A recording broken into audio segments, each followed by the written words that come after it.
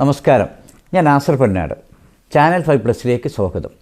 വഖഫ് ഭേദഗതി ബില്ല് പാർലമെൻറ്റിലെ ഇരു സഭകളും പാസ്സാക്കിയതിൽ ആഹ്ലാദ പ്രകടനം നടത്തി കേരളത്തിലെ ഒരു വിഭാഗം ക്രിസ്തുമത വിശ്വാസികളും മതപുരോഹിതന്മാരും പടക്കം പൊട്ടിച്ച് അർമാദിപ്പിച്ചപ്പോൾ മധ്യപ്രദേശിലെ ജബൽപൂരിലും ഒറീസയിലും മലയാളികളായ ക്രിസ്തീയ പുരോഹിതരുടെയും ക്രിസ്തുമത വിശ്വാസികളുടെയും നെഞ്ചത്ത് പടക്കം പൊട്ടിക്കുന്ന തിരക്കിലായിരുന്നു മോദിയുടെ സ്വന്തക്കാരായ ഹിന്ദു തീവ്രവാദ സംഘടനകൾ. സർക്കാർ ഇതര സംഘടനകളിൽ ഏറ്റവും കൂടുതൽ ഭൂമി കൈവശമുള്ളത് കത്തോലിക്ക സഭക്കാണെന്നും അവരുടെ കൈവശമുള്ളത് 7 കോടി ഹെക്ടർ ഭൂമി അവിഹിത മാർഗത്തിലൂടെ സമ്പാദിച്ചതാണെന്നും RSSൻ്റെ മുഖപത്രമായ ഓർഗനൈസറിൻ്റെ ഓൺലൈൻ പതിപ്പിൽ വന്ന ലേഖനം വ്യക്തമായ ഒരു ദിശയിലേക്കാണ് വിരൽ ചൂണ്ടുന്നത്.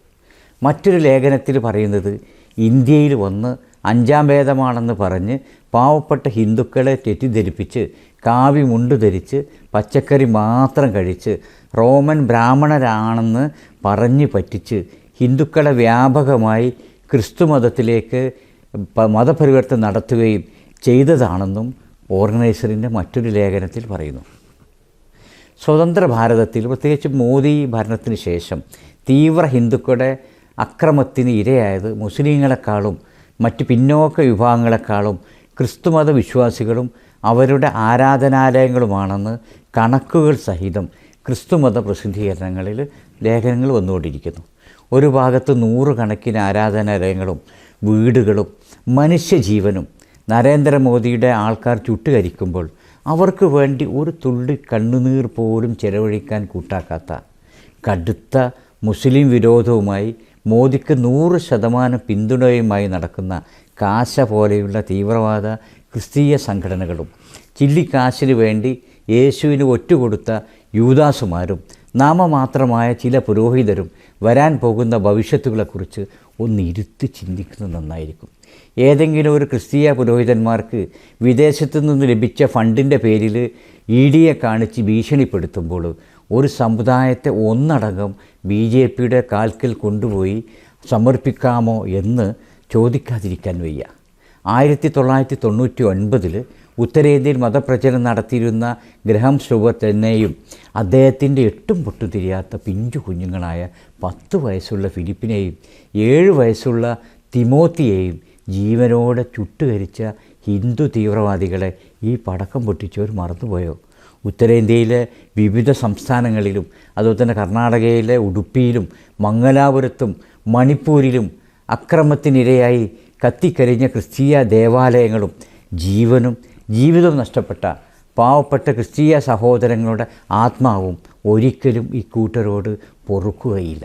ഇന്ത്യൻ പാർലമെൻറ്റിൽ അവതരിപ്പിച്ച വഖഫ് ഭേദഗതി ബില്ല് മുസ്ലിങ്ങളുടെ മാത്രം പ്രശ്നമല്ല, ഇന്ത്യയിലെ ക്രിസ്തുമതം അടക്കമുള്ള മതന്യൂനപക്ഷങ്ങൾക്ക് വരാൻ പോകുന്ന വൻ വിപത്തിന് മുന്നോടിയാണെന്ന് രാഹുൽ ഗാന്ധിയും സോണിയാഗാന്ധിയും അവരൊക്കെ പറഞ്ഞതിൻ്റെ പ്രസ്താവന നടത്തിയതിൻ്റെ അച്ചടി മഷി മുടങ്ങുന്നതിന് മുമ്പാണ് ഒഡീസയിലെ മലയാളിയായ പുരോഹിതൻ ഫാദർ ജോഷി ജോർജിൻ്റെ തോളലിലും പോലീസുകാർ അടിച്ചു പൊട്ടിച്ചത്.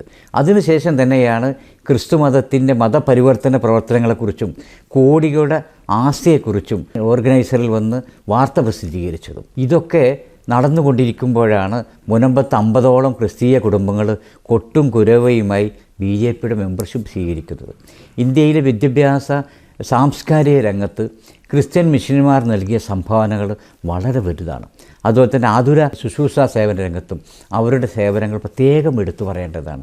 എന്നാൽ അതിൻ്റെയൊക്കെ പിന്നിൽ മതപരിവർത്തനത്തിൻ്റെ പട്ടം ചാർത്തി കൊച്ചാക്കി കാണിക്കുന്നത് അംഗീകരിക്കാൻ കഴിയുകയില്ല. സുവർണ മേധാവികളുടെ ആട്ടും തുപ്പും ചവിട്ടും തൊഴിയും അവഗണനയും ഏൽക്കാൻ വിധിക്കപ്പെട്ട ഇന്ത്യയിലെ ഹരിജനങ്ങളും മറ്റ് പിന്നോക്ക ജനവിഭാഗങ്ങളും ഇവരെ മനുഷ്യരായി കാണാനും അവരെ ചേർത്ത് പിടിക്കാനും ക്രിസ്തുമത സഭകളും മെഷീനറികളും തയ്യാറായപ്പോൾ അവരിൽ വലിയൊരു വിഭാഗം ക്രിസ്തുമതത്തിലേക്കും ഇസ്ലാം മതത്തിലേക്കും മാറിയിട്ടുണ്ട് എന്നത് നിഷേധിക്കാൻ കഴിയാത്ത വസ്തുതയാണ്. മതപരിവർത്തനം ലക്ഷ്യം വെച്ചുകൊണ്ട് തന്നെ പ്രത്യേക ഫണ്ടും മെഷീനറിയും ക്രിസ്തീയ സഭകൾക്കുണ്ട്. അല്ലാതെ PC ജോർജിനെ പോലെയുള്ള വിവരദോഷികൾ പറയുന്നത് പോലെ മുസ്ലിങ്ങൾ മുഴുവൻ കടന്നു വന്നവരും ക്രിസ്ത്യാനികൾ ഇവിടെ ജനിച്ചു വളർന്ന പൂർവ്വ ഭാരതീയരുമാണ് എന്നത് ശരിയല്ല. ഇന്ന് ഇന്ത്യയിലുള്ള 99.9% ക്രിസ്ത്യാനികളും മുസ്ലിങ്ങളുമൊക്കെ അവരുടെ അടിവേരുകൾ അന്വേഷിച്ചാൽ എത്തിപ്പെടുന്നത് ഇന്ത്യയിലെ ഹിന്ദു കുടുംബങ്ങളിലായിരിക്കും.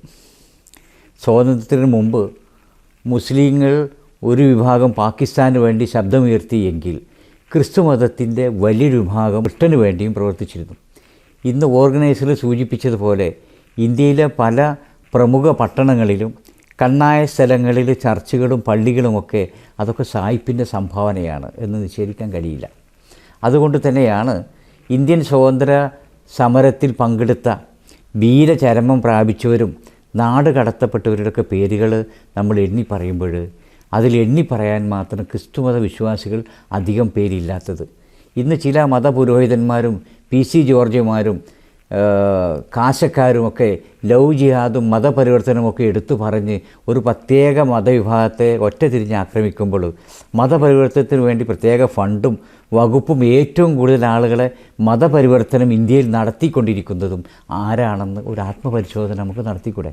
ഇനി നരേന്ദ്രമോദി ലക്ഷ്യമിടുന്നത് ഇന്ത്യയിലെ മതപരിവർത്തന നിരോധന നിയമം കൊണ്ടുവരാനായിരിക്കും. മതപരിവർത്തനത്തിന് വധശിക്ഷ നൽകുന്ന നിയമം കൊണ്ടുവരാൻ വേണ്ടി പദ്ധതി ആലോചിക്കുകയാണെന്ന് മധ്യപ്രദേശിൻ്റെ മുഖ്യമന്ത്രി മോഹൻ യാദവിൻ്റെ പ്രസ്താവന വിരൽ ചൂണ്ടുന്നത് അതിലേക്കാണ്. ഇനിയിപ്പോൾ കേരളത്തിൽ ഏറെ ചർച്ച ചെയ്യപ്പെടുന്ന നമ്മളിപ്പോൾ ഏറ്റവും വിവാദമായ മുനമ്പം ഭൂമി പ്രശ്നം, അത് അർഹതപ്പെട്ടവർക്ക് ആ ഭൂമിയിൽ അവകാശം നൽകാൻ കേരള ഗവൺമെൻറ് മനസ്സിരുത്തിയാൽ സാധ്യമാകുമായിരുന്നു. ഈ പാവങ്ങളെ ചർച്ചയ്ക്ക് പോലും പിടിക്കാതെ വിഷയം പരമാവധി വഷളാക്കി കൈവിട്ടു പോകാൻ കാരണം പിണറായി വിജയൻ്റെ ഭരണപരാജയമാണെന്ന് പറയാതിരിക്കാൻ വയ്യ. ഈ മുനമ്പത്ത് ഈ പാവങ്ങളെ കുടിയിറക്കുന്നത് ഒരിക്കലും നമുക്ക് അനുവദിക്കാൻ കഴിയില്ല എന്ന് മുസ്ലിം ലീഗ് നേതാക്കളും മുസ്ലിം മതസംഘടനകളും ഉറപ്പ് നൽകിയതാണ്.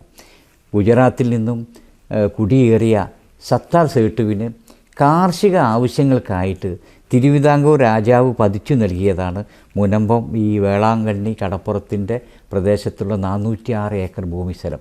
അത് അദ്ദേഹത്തിൻ്റെ മരണശേഷം മകൻ സിദ്ദീഖ് സേട്ടിൻ്റെ കൈവശത്തിൽ വരികയും അതിന് ഭൂമി കുറച്ച് ഭൂമി അവർ ഫറൂഖ് കോളേജിൻ്റെ വിദ്യാഭ്യാസ പ്രവർത്തനങ്ങൾക്ക് വേണ്ടി വഖഫ് ചെയ്യുകയും ചെയ്തു. ഫാറൂഖ് കോളേജിന് ഈ ഭൂമി ആവശ്യമില്ലാതെ വരികയാണെങ്കിൽ ഈ സിദ്ദീഖ് സേട്ടിൻ്റെ കുടുംബത്തിന് തന്നെ തിരിച്ചു നൽകണമെന്ന് വ്യവസ്ഥയും ഉണ്ടായിരുന്നു. അതിൻ്റെ കൂടുതൽ വിശദാംശങ്ങളൊക്കെ പല ചാനലുകളും ഇപ്പോൾ വന്നുകൊണ്ടിരിക്കുന്നത് കൊണ്ട് തന്നെ ഞാൻ അതിനുവേണ്ടി സമയം കളയുന്നില്ല. ഈ ഫാറൂഖ് കോളേജ് ഈ ഭൂമിയിലേക്ക് അവർ തിരിഞ്ഞു നോക്കിയതേയില്ല. ഇതിൻ്റെ കാര്യങ്ങളൊക്കെ നോക്കാൻ വേണ്ടി ഫാറൂഖ് കോളേജിൻ്റെ വക്കീലന്മാരായ അഡ്വക്കേറ്റ് NV പോളും അഡ്വക്കേറ്റ് മൈക്കിളും, രണ്ടുപേർ ക്രിസ്ത്യാനികളാണ് കേട്ടോ, അവർക്ക് രണ്ടുപേർക്കും Farook college power of attorney നൽകുകയും അവരാണ് ഈ ഭൂമിയിൽ ക്രയവിക്രയങ്ങൾ നടത്തിയതും ഇത് വിൽപ്പന നടത്തിയതുമൊക്കെ. രണ്ടാമത് ഈ കാര്യം കുത്തിപ്പൊക്കുന്നത് ഈ സ്വത്ത് തിരിച്ചു പിടിക്കണമെന്ന് സർക്കാരിനോട് ആവശ്യപ്പെടുന്നതും 2008 മുഖ്യമന്ത്രി സഖാവ് അച്യുതാനന്ദൻ നിയമിച്ച നിസാർ കമ്മീഷനാണ്. ആര് പടക്കം പൊട്ടിച്ചാലും സങ്കുചിത രാഷ്ട്രീയ താല്പര്യത്തിന് വേണ്ടി വർഗീയത ഇളക്കി വിട്ടാലും നമ്മളതൊന്നും നോക്കാതെ മുനമ്പത്തെ പാവപ്പെട്ട കുടിയിരിപ്പുകാരെ അവരുടെ സ്വന്തം വീടുകളിൽ നിന്ന് ഇറക്കി വിടാൻ ഒരു കാരണവശാലും അനുവദിക്കരുത്. അത് കേരളത്തിൻ്റെ മഹത് പാരമ്പര്യമാണ്.